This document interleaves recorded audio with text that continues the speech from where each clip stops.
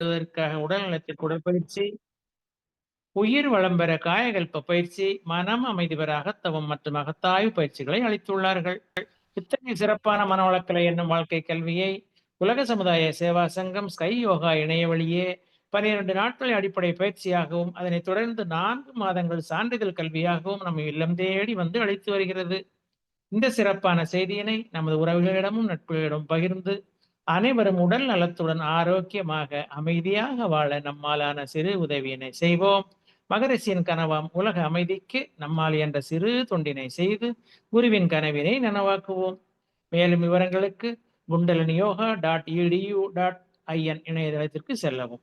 வாழ்க வளமுடன், வாழ்க வளமுடன். தவத்தினை தொடர்ந்து மாற்றம் நம்மில் என்ற தலைப்பில் சிந்தனை விருந்து வழங்க நமது அன்பிற்கும் மதிப்பிற்கும் உரிய பேராசிரியர் அருள்நிதி லில்லி கோபால் அம்மா அவர்களை அன்புடன் அழைத்து அமர்கிறோம். வாழ்க வளமுடன் அம்மா, வாழ்க வளமுடன். வாழ்க வளமுடன் ஐயா, வாழ்க வளமுடன். வாழ்க வையகம், வாழ்க வையகம், வாழ்க வளமுடன். இன்று நமக்கு மிகச் சிறப்பாக பஞ்சேந்திரிய தவத்தை வழிநடத்தி கொடுத்த நமது மதிப்பிற்குரிய பேராசிரியர் சந்திரன் ஐயா அவர்களை வாழ்த்துவோம். பேராசிரியர் சந்திரன் ஐயா அவர்களும் அவர்கள் தம் அன்பு குடும்பமும் அருட்பேராற்றல் கருணையினால் உடல் நலம், நீலாயுள், நிறை செல்வம், உயர்ப்புகள், மெய்ஞானம் ஓங்கி வாழ்க வளமுடன், வாழ்க வளமுடன், வாழ்க வளமுடன். மாற்றம் நம்முள். மாற்றம் ஒன்றே மாறாதது அப்படின்றதுதான் உலக விதி, உலகத்தோட விதி. அதுதான் இப்போ மாற்றம் நம்முள் அப்படின்னு ஏன் சொல்றாங்க?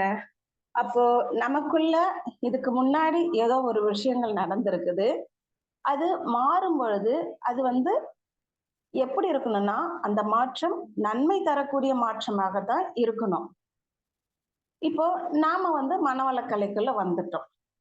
நம்ம எல்லாருமே மனவளக்கலைக்குள்ள வர்றதுக்கு நமக்கு உடற்பயிற்சி எல்லாம் பண்ணலாம் 8 வயசுல இருந்து. ஆனா நம்ம தவம் எடுத்துக்கோம் அப்படின்னு சொன்னோம்னா அதுக்கு நம்ம அருட்தந்தை நமக்கு ஒரு வயது வரம்பு கொடுத்துருக்காரு இல்லையா? ஆண் குழந்தைகள்னா 14 வயது, பெண் குழந்தைகள்னா ருதுவான பிறகு ஒரு 6 மாதம் இல்ல 1 வருடம் கழிச்சு, 6 மாதம் கழிச்சு சொல்வாங்க. ஆனா அந்த வயசுல இருந்தே அதுக்கு முன்னாடி நமக்குள்ள நம்ம எப்படி இருந்திருக்கிறோம், எப்படி இருந்தோம், நம்ம அதுக்கப்புறம் அதுதான் தகுதி.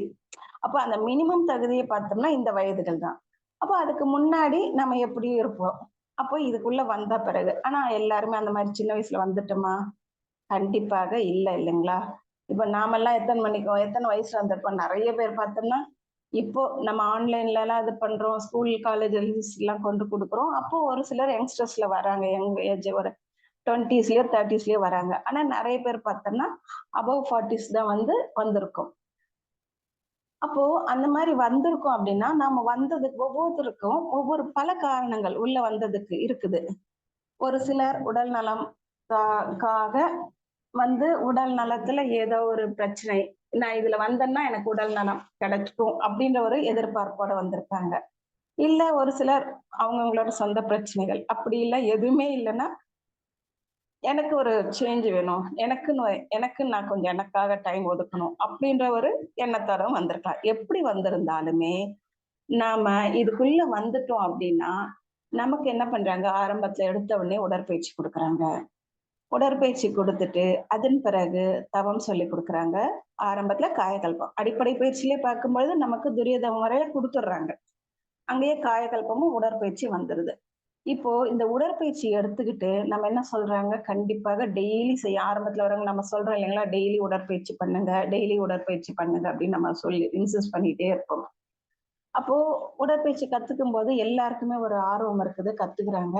அப்புறம் ஒரு சிலர் என்ன பண்றாங்க, டைம் பத்தல அப்படின்னும் போது, இல்ல ஆபீஸ் போகிற வேலை இருக்குது, ஆனாலும் இந்த உடற்பயிற்சியில எனக்கு ரொம்ப பிடிமானம் இருக்குது, பிடிச்சிருக்கு. அப்போ ஒரு சிலர் கேட்டிருக்காங்க, இந்த உடற்பயிற்சியில நான் எதை முக்கியமா செய்யணும்? ஏன்னா எனக்கு டைம் ரொம்ப கம்மியா இருக்கு. நீங்க கொடுக்குற உடற்பயிற்சி பாத்தீங்கன்னா 40 நிமிஷம், ஒரு மணி நேரம் எல்லாம் எடுக்குது. அவ்வளோலாம் எனக்கு டைம் ஒதுக்க முடியல. அதனால எனக்கு சொல்லுங்க, இதுல இருக்கிறதுலே எதை நான் முக்கியமா எந்தெந்த பயிற்சி நான் பண்ணிட்டு நான் மத்ததை ஸ்கிப் பண்ணட்டுமா அப்படின்லாம் நிறைய பேர் கேட்பாங்க. ஆனா நாம எப்பவுமே சொல்லியிருக்கோம், அப்படி எல்லாம் கிடையாது. எல்லா பயிற்சியுமே பண்ணணும். நீங்க ஆரம்பத்துல பண்ணும்போது உங்களுக்கு கத்துக்கிற நேரத்துல இவ்வளவு டைம் இருக்குது. கத்துக்கிட்டீங்க அப்படின்னா, நீங்க முழுமையா இந்த பயிற்சிகள பண்றதுக்கு உங்களுக்கு மொத்தமே 40 நிமிடம் தான் காயகல்பம். 30 நிமிஷம் உடற்பயிற்சி, அப்புறம் ஒரு 10 நிமிஷம், 20 நிமிஷம் தவம். உங்களுக்கு மொத்தமா 40லேருந்து 45 நிமிஷத்துல நீங்க எல்லாத்தையுமே முடிச்சிடலாம். அது மட்டும் இல்லாம, இந்த 45 நிமிடத்துக்குள்ள நீங்க பண்றீங்க இல்லையா?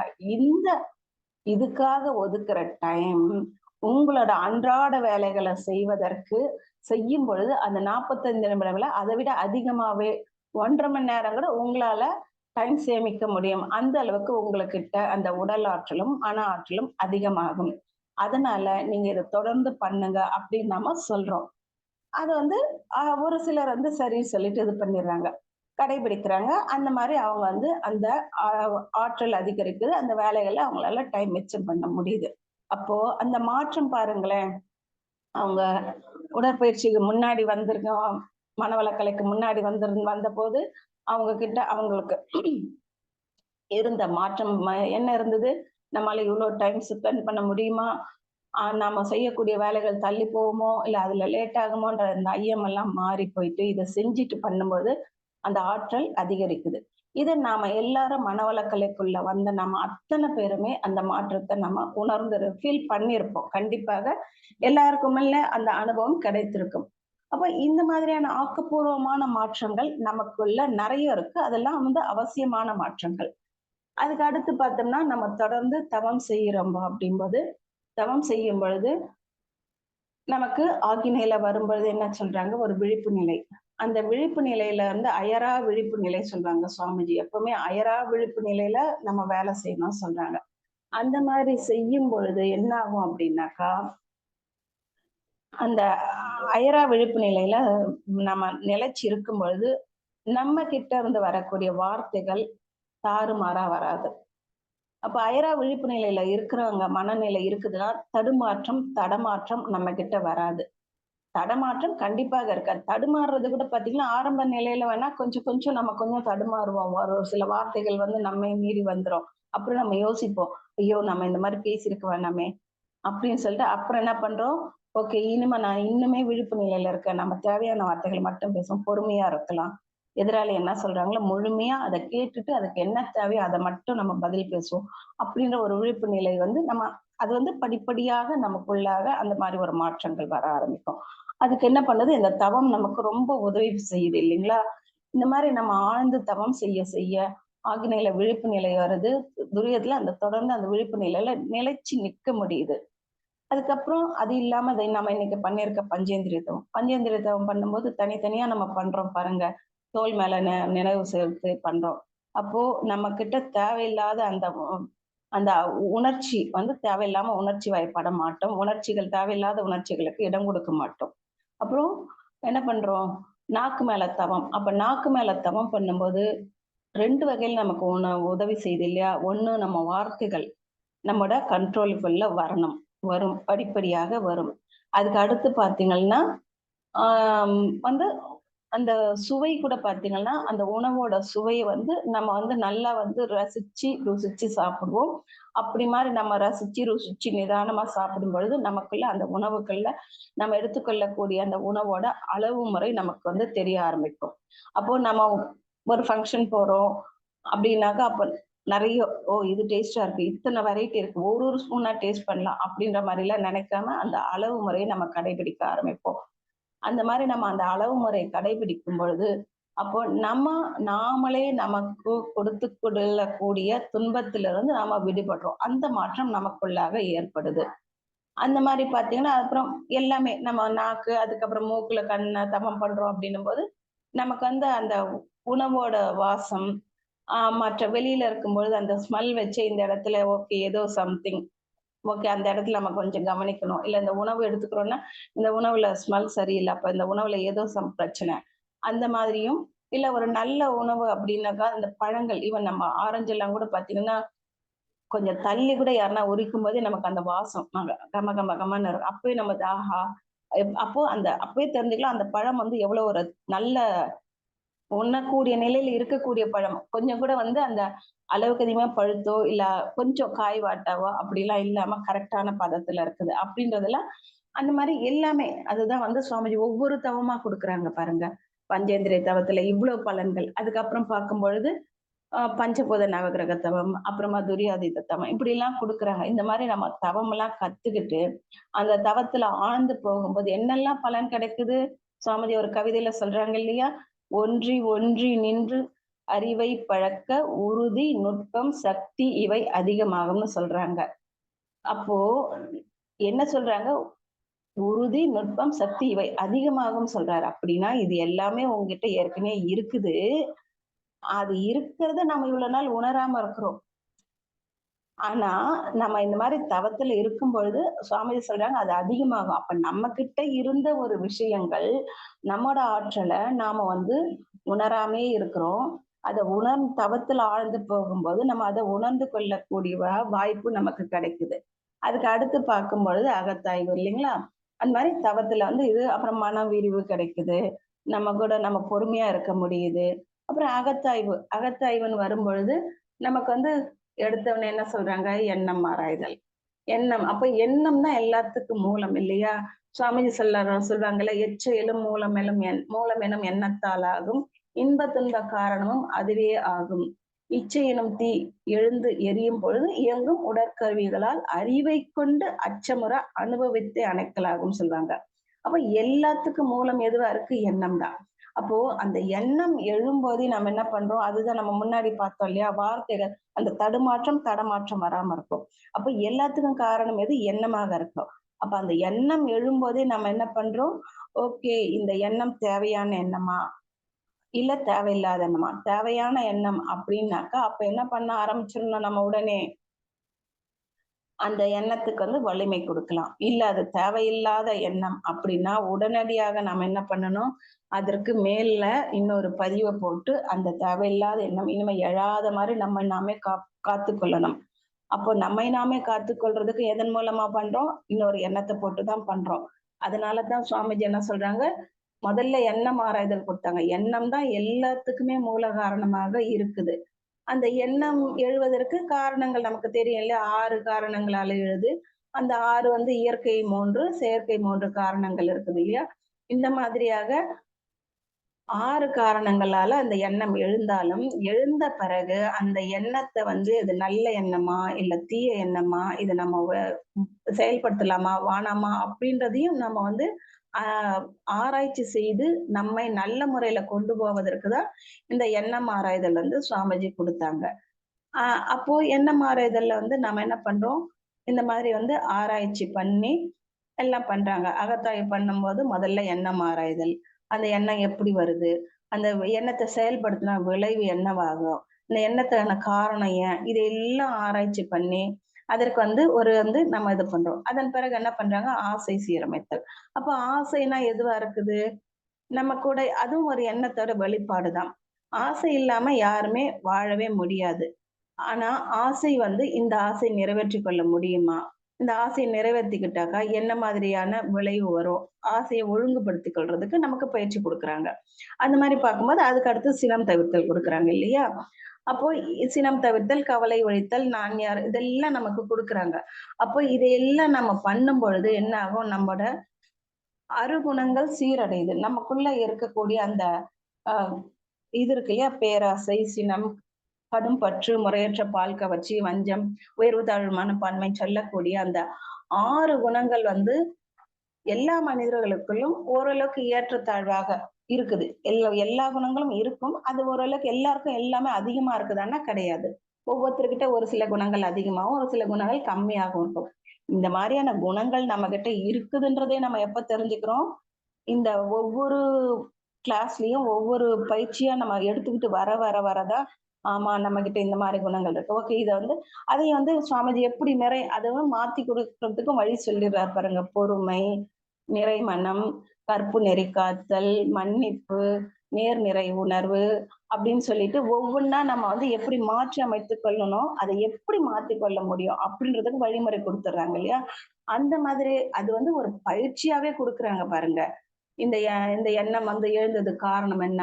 அப்படின்னு சொல்லிட்டு அந்த அட்டவணை போட்டு ஒரு பயிற்சிய குடுத்து, அப்போ அந்த மாரி மாற்றம் வந்து குடுத்து அந்த மாற்றத்த நம்ம படிப்படியாக நமக்குள்ள கொண்டு வரோம் அப்படின்னா, அப்போ நம்மோட குணங்கள் என்ன ஆகுது? கொஞ்சம் கொஞ்சமாக சீரடைய ஆரம்பிக்குது. அ அப் அப்படி கொஞ்சம் கொஞ்சமா நமக்குள்ள மாற்றம் வரும்பொழுது என்ன ஆகுதுன்னா, நம்மோட வார்த்தைகள்ல வந்து இனிமையா இருக்கும். பொறுமையா வரும் வார்த்தைகள். மா ஒரு கோபம் வருதுன்னா கூட உடனே ஒரு எண்ணம் வரும். இந்த நேரம் நீ கோவப்படாத, இந்த நேரம் பேசாத, அமைதியா இரு, அமைதியா இரு உள்ளுக்குள்ள இருந்து ஒரு குரல் வெளிப்படும். அந்த குரல் அதுக்கு முன்னாடியும் வந்தது. ஆனா என்ன பண்ணியிருக்கோம், நம்ம அதுக்கு அந்த குரலுக்கு முக்கியத்துவம் குடுத்த நாளே கிடையாது.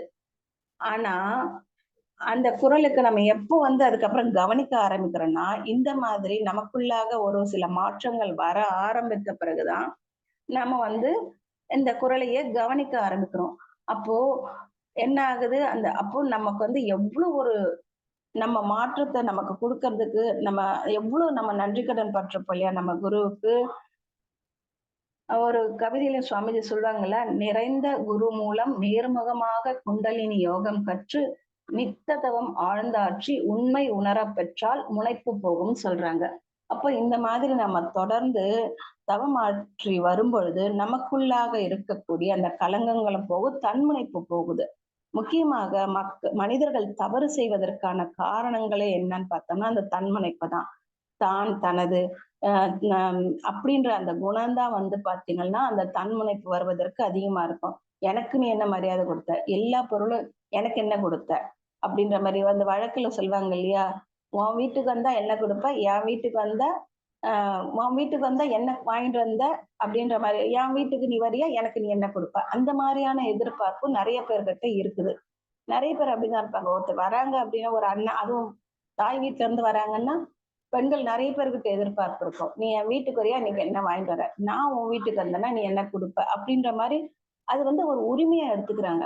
ஆனா, அந்த உரிமையிலயும் வந்து உரிமை இருக்கணும். ஆனா, அந்த எதிர்பார்ப்பு எந்த அளவுக்கு? அப்போ அந்த இடத்துல வந்து அவங்களுக்கு என்ன அதுவும் அந்த தன்முனைப்பு அதிகமாயிருச்சுன்னா என்ன ஆகுது? அந்த இடத்துல தவறான செயல்கள வந்து அவங்க செய்யறாங்க. தவறான அந்த எதிர்பார்ப்பு நிறைவேறாத போது அங்க ஒரு ஏமாற்றம். அந்த ஏமாற்றத்தின் போது என்ன ஆகுது? அந்த தான் தனது வெளிப்படுது. எனக்கு வந்து நான் வயதுல பெரியவங்களா இருந்தா அது அதிகாரப்பற்று வெளிப்படுது.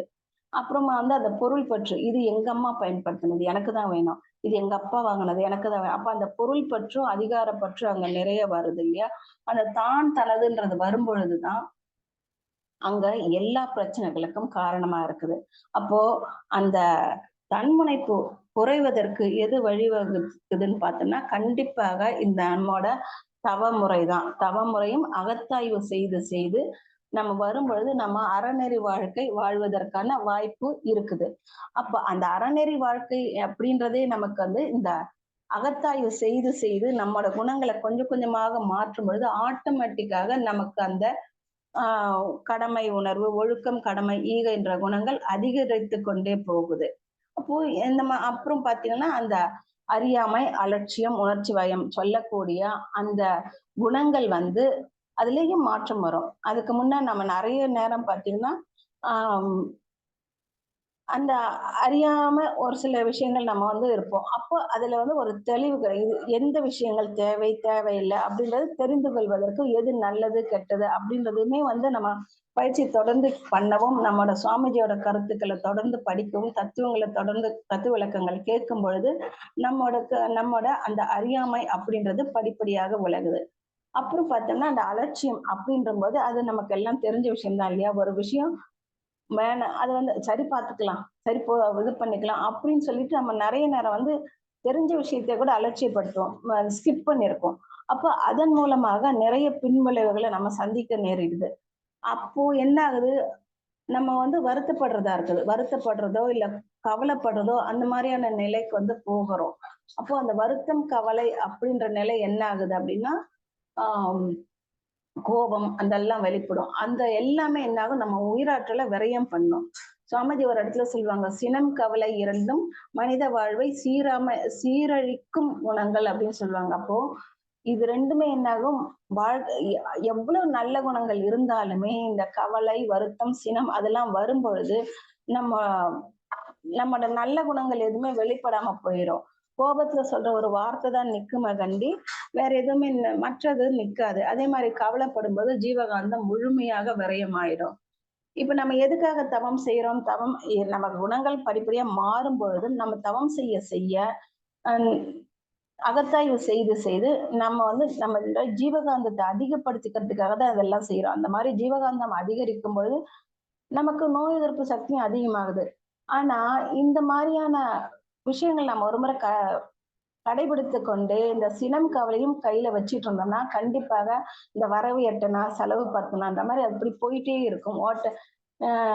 ஓட்ட பானையில இது போற மாதிரி போயிட்டே இருக்கும். தண்ணி லீக் ஆகுற மாதிரி போயிட்டே இருக்கும்.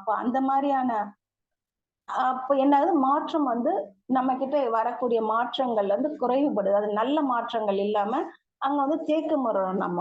அப்போ நல்ல வகையில நமக்குள்ள மாற்றங்கள் வரணும் அப்படின்னு பார்த்தோம்னா கண்டிப்பாக நம்ம என்ன பண்ணணும், அந்த அகத்தாய்வு செய்து அந்த தன்முனைப்பு குறைவதற்கு என்னென்ன பண்ணணுமோ எல்லா பண்ணோம். இந்த பயிற்சிகள் நம்ம கொடுத்திருக்காங்க இல்லையா, அந்த அட்டவணை போட்டி கொடுத்திருக்காரு இல்லையா சுவாமிஜி, நம்மோட அருகுண சீரமைப்பு, அப்புறம் இந்த எண்ணம் ஆராய்தல், கவலை ஒழித்தல், சினம் தவிர்த்தல், இதையெல்லாம் நம்ம கரெக்டா பண்ணவே நமக்கு இது எல்லாமே மாறும். அதுக்கப்புறம் பார்த்தோம்னா அந்த அறியாமை, அலட்சியம், உணர்ச்சி வயப்பட்ட நிலையில செயலாற்றுவது குறையும். உணர்ச்சி வயப்பட்ட நிலையில செயலாற்றுவதுதான் இந்த 6 தீய குணங்கள்.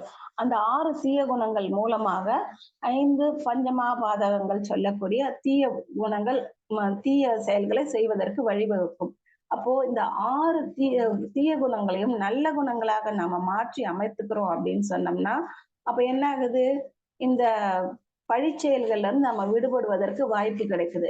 அப்போ அந்த மாதிரி பழிச்செயல்கள்ல இருந்து நம்ம விடுபட என்ன ஆகுது, நமக்குள்ளாக கொஞ்சம் கொஞ்சமாக தூய்மை அடைந்து நம்ம எந்த நோக்கத்துக்காக உள்ள வந்திருக்கோம், நம்ம உடல் நலம் நாடி வந்திருந்தாலும் சரி, இல்ல மனவளம் நாடி வந்தாலும் சரி, அப்படி இல்லைன்னாக்கா ஒரு எனக்காக நான் வந்திருக்கேன் அப்படிங்கும்போது அப்ப இன்னுமே அந்த ஆர்வம் அதிகமா, எனக்காக நான் கொஞ்சம் டைம் ஒதுக்கி எனக்கும் தேவை ஏதோ ஒரு இது அப்படின்னு சொல்லிட்டு வரோம்னாக்க எனக்கு நான் கொஞ்சம் டைம் ஸ்பெண்ட் பண்ணணும், என்னோட விருப்பம் இது அப்படின்னு வரும்போது நம்ம இன்னுமே வேகமா இந்த பயிற்சிகளை முறையா பண்ணும்போது இன்னும் வேகமா முன்னேற முடியும். அப்ப அந்த உடல் நலத்திலும் நல்ல முன்னேற்றம் வரும், மனவளம் நல்லாக மாறும். அப்ப என்ன ஆகும், அது இல்லாம தொடர்ந்து காயகல்பமும் பண்றோம். அந்த மாதிரி பண்ணும் பொழுது உடற்பயிற்சி பண்ணி உடல்ல இருக்கக்கூடிய செல்களோட அணு அடுக்குகள் சீராக அமைந்து நம்ம உயிர் வளத்தையும் காத்து தவம் பண்ணி ஜீவகாந்தத்தையும் அதிகரிக்கும் பொழுது நம்மளோட ஆரோக்கியமும் அதிகமாகும். அதுக்கு மேல நம்மோட ஆயுளும் அதிகமாகும். அப்போ இந்த மாதிரியான மாற்றங்கள் நமக்குள்ளாக நல்ல இது தவம் செய்து தற்சோதனை பண்ணி நமக்குள்ளாக நல்ல மாற்றங்களை கொண்டு வரோம் அப்படின்னாக்கா நமக்குள்ள பொறுமை, சகிப்புத்தன்மை, விட்டு கொடுத்தல், தியாகம், அந்த மாதிரி நல்ல குணங்கள் நமக்குள்ளாக வரும். அப்படி நல்ல குணங்கள் வர வர ஆட்டோமேட்டிக்காக தொடர்ந்து மேலும் தவம் செய்யும் பொழுது நமக்குள்ளாக இயல்பாக அந்த இன்சொல் இன்முகம் அப்படின்னு சொல்லக்கூடிய நிலை ஏற்படும். அதுக்கு தொடர்ந்து ரொம்ப நாள் நம்ம இந்த பயிற்சிகளை தொடர்ந்து செய்யணும். தவத்துல ஆழ்ந்து போகணும். அகத்தாய்வு செய்யறது முறையா தொடர்ந்து கடைபிடிக்கணும். இப்படி பண்ணும் பொழுது நம்மோட குணங்கள் மாற்றம் வரும். நமக்குள்ளாக அந்த மாற்றம் இன்சொல் இன்முகமாக வெளிப்படும் என்று கூறி என்னுடைய இன்றைய சிந்தனையை நிறைவு செய்து கொள்கிறேன். வாய்ப்பளித்த அனைத்து நல் உள்ளங்களுக்கும் நன்றி. வாழ்க வளமுடன், வாழ்க வளமுடன். வாழ்க வளமுடன் அம்மா, மிக மிக சிறப்பு. ஷார்ட் பீரியட்ல நிறைய கவரேஜ். மாற்றம் நம்மில்.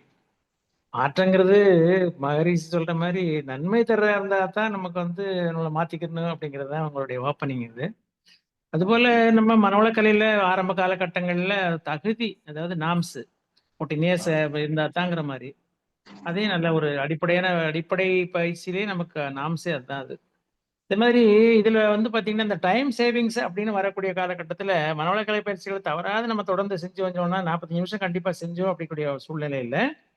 2 மணி நேரத்துல ஒரு வேலையை நம்ம இதை முடிச்சுட்டு போறோம்னு வச்சுக்கோங்களேன், 2 hours ஆகும் சாதாரணமா அந்த வேலையை முடிக்கிறதுக்கு. அப்படின்னா அது 1 மணி நேரத்துல முடிஞ்சிடும். எப்படி முடியும்? பெண்டிங் ஆகாம வெற்றிகரமா முடிஞ்சிடும் அப்படிங்கிறது. அதனால அரைகுறையா 1க்கு 2 நம்ம பயிற்சியை பண்ணணுங்கிறது இல்லாம முழுசும் பண்ணணும் அப்படிங்கிறத நீங்க அதை அழுத்தி சொன்னீங்க, அழுத்தம் கொடுத்தீங்க, நல்லா இருந்துச்சு.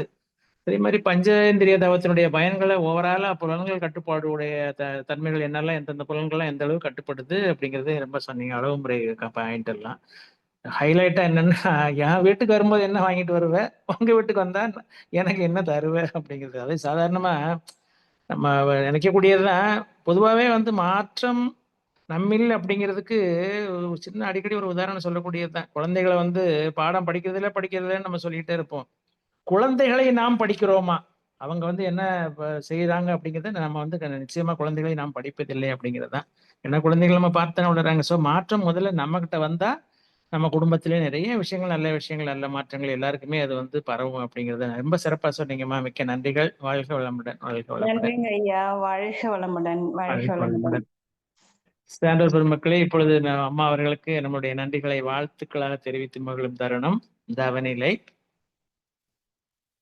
நமது பேரன்பிற்கும் பெருமதிப்பிற்கும் உரிய பேராசிரியர் அருள்நிதி லில்லி கோபால் அம்மா அவர்களும் அவரது அன்பு குடும்பமும் அருட்பேராற்றல் கருணையினால் உடல் நலம், நீளாயுள், நிறை செல்வம், உயர் புகழ், மெஞ்ஞானம் ஓங்கி வாழ்க வளமுடன், வாழ்க வளமுடன், வாழ்க வளமுடன்.